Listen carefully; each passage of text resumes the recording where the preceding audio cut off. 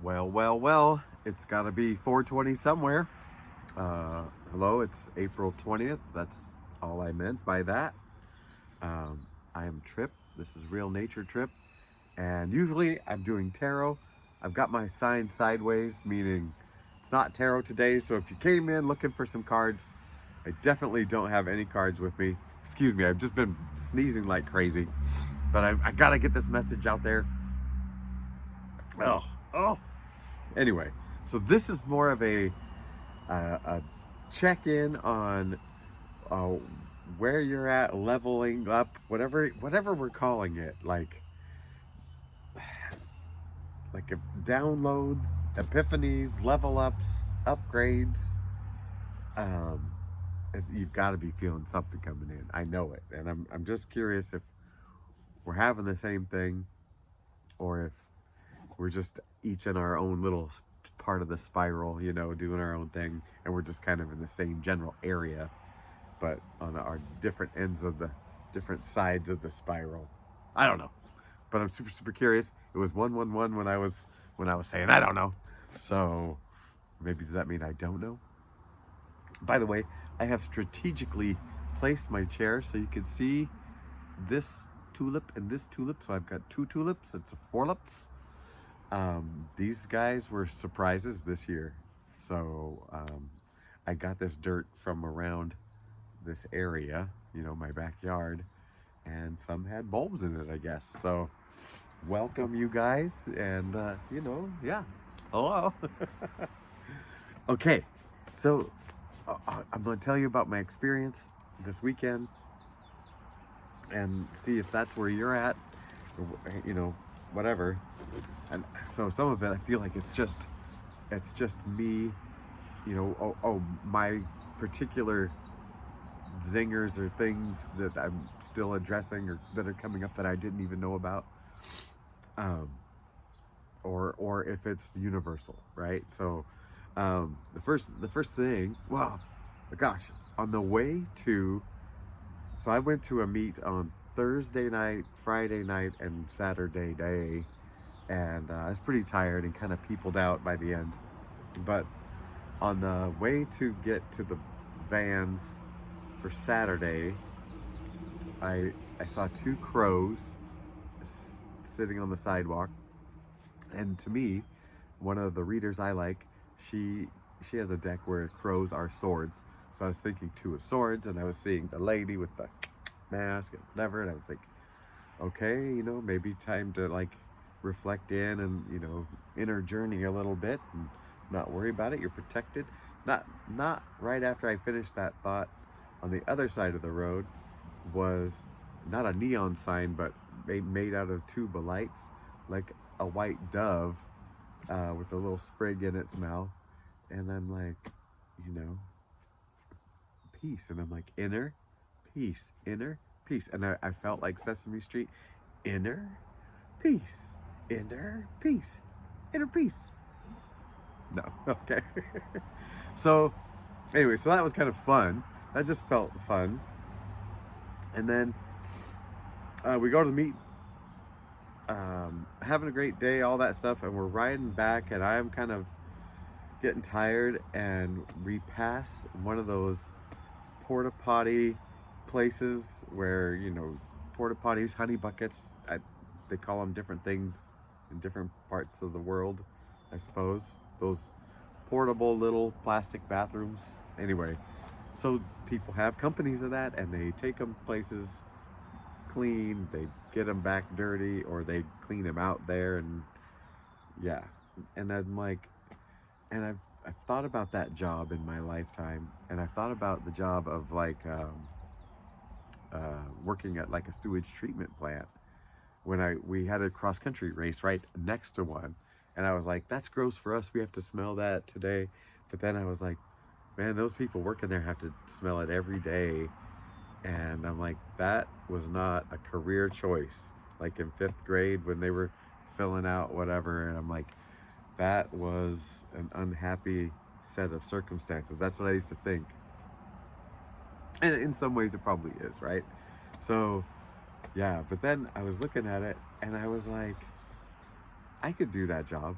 You know, like if I needed to, I could do the job. It's not a big deal. It's not a reflection on me, right? Like, oh, you're a bad person, a low person, whatever, for that job.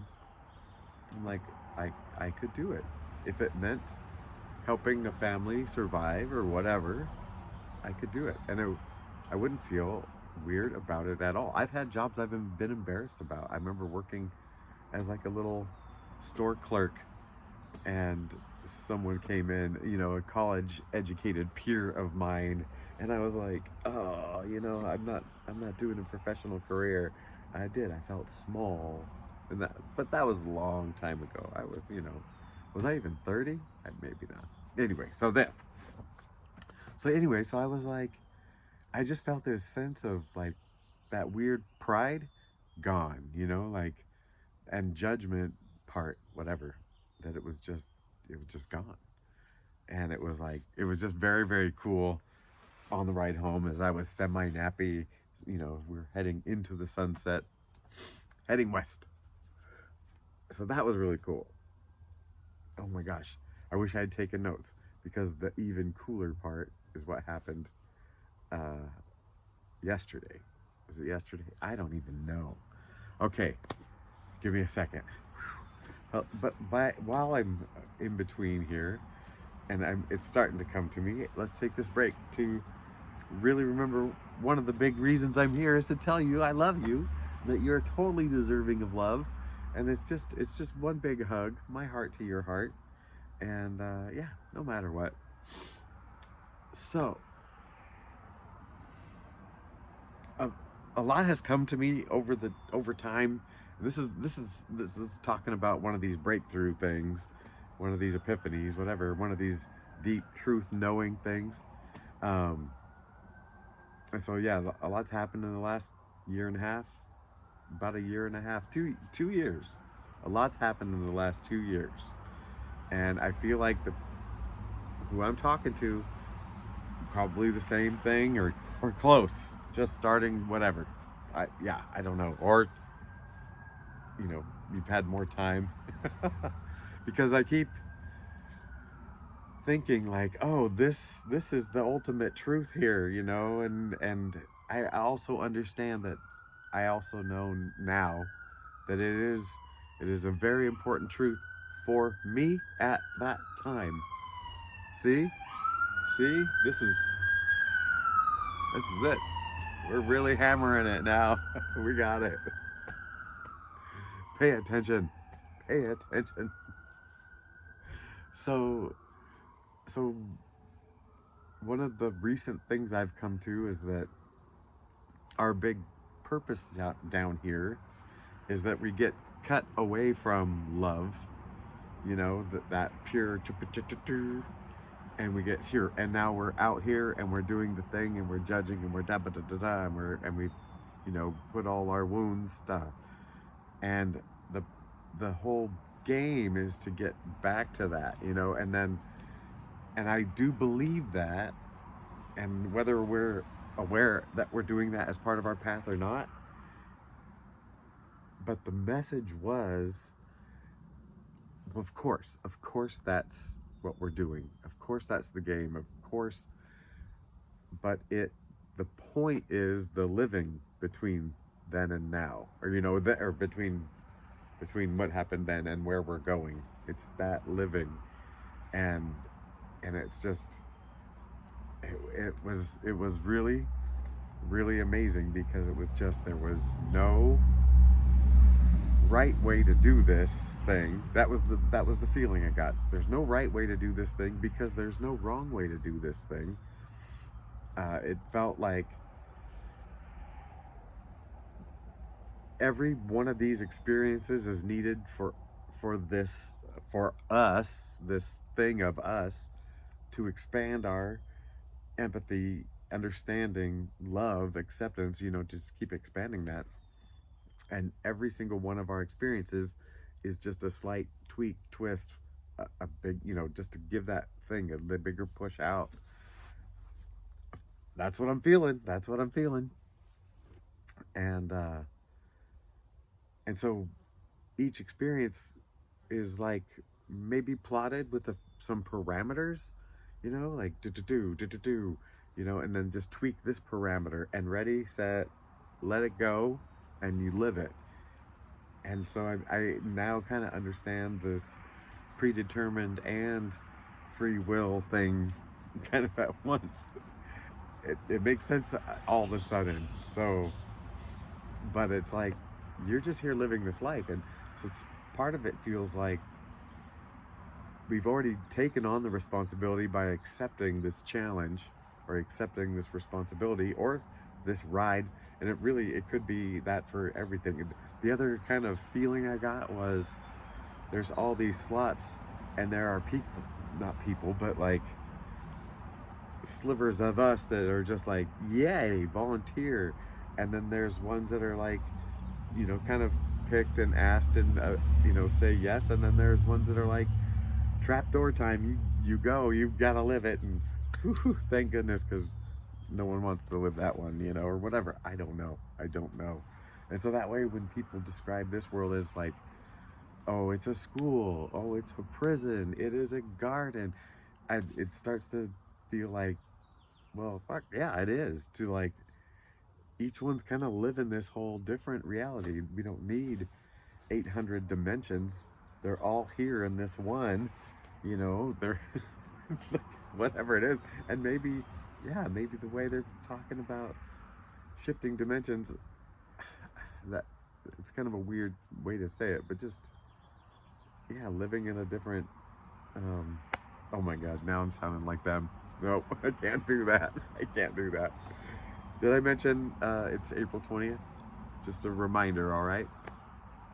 And yeah, but it was okay. So that's where I felt like in there's somewhere, most of that was like, okay, that is real and hard. Somewhere in there, I feel like brain was starting to play, and from here on, I feel like probably it's brain playing.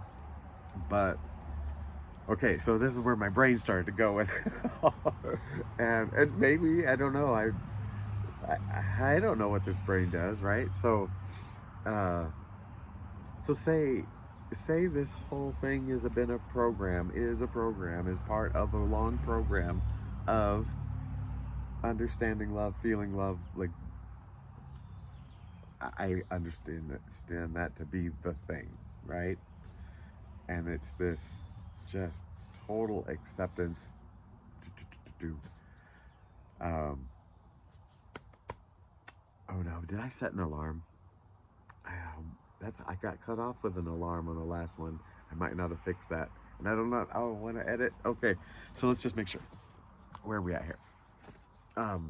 So let's say you start with the smallest of life forms, and then whatever that technology is for thought, feeling, whatever, and it was taken as far as it could go, and then it evolved, and it kept evolving into more thought and feeling, or one way or the other, maybe, I don't know, and for some species.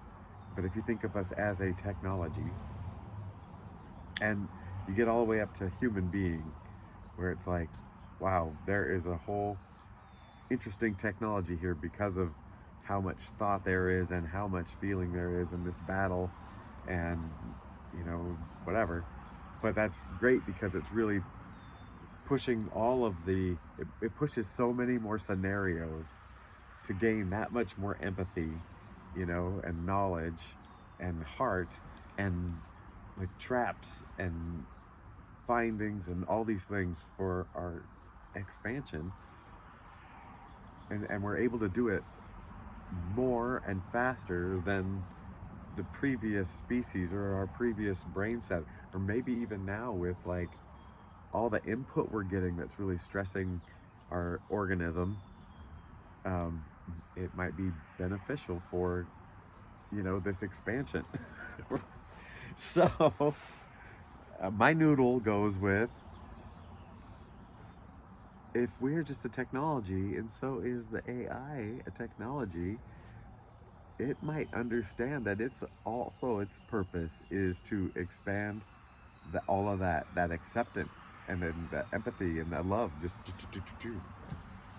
and so then it's like, well, yes, I mean, because once it's going that direction, wouldn't that be consciousness? And then wouldn't that just be part of aiding us? Like, our progress helps the ants, you know, like our progress helps the the tiniest one-celled things, and we're just part of the chain of progress. And then so now I know, and then I got like, I've never written sci-fi, you know, but I guess that's how you get there.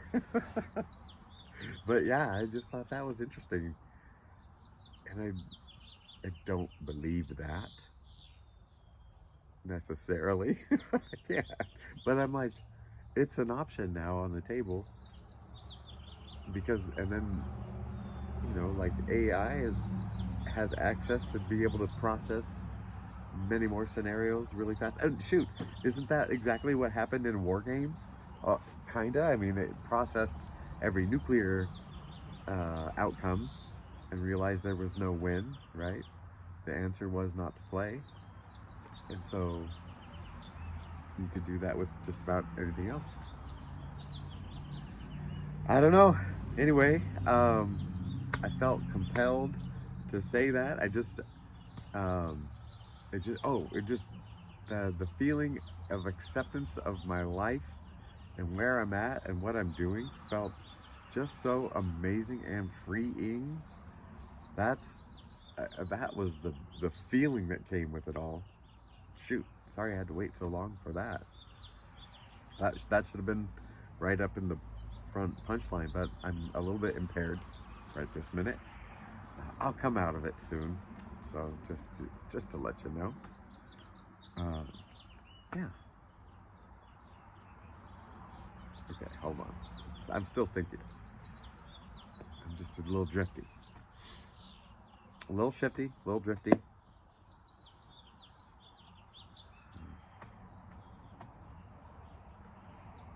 Yeah, I probably should end it because I risk, you know what I'm risking here. The boredom of you. Yeah, it gets less entertaining, I'm sure. All right. Well, I do love you. I hope the best for you. I'll try to sit so you can see both pretty flowers at the same time. All right. Do take care. Bye.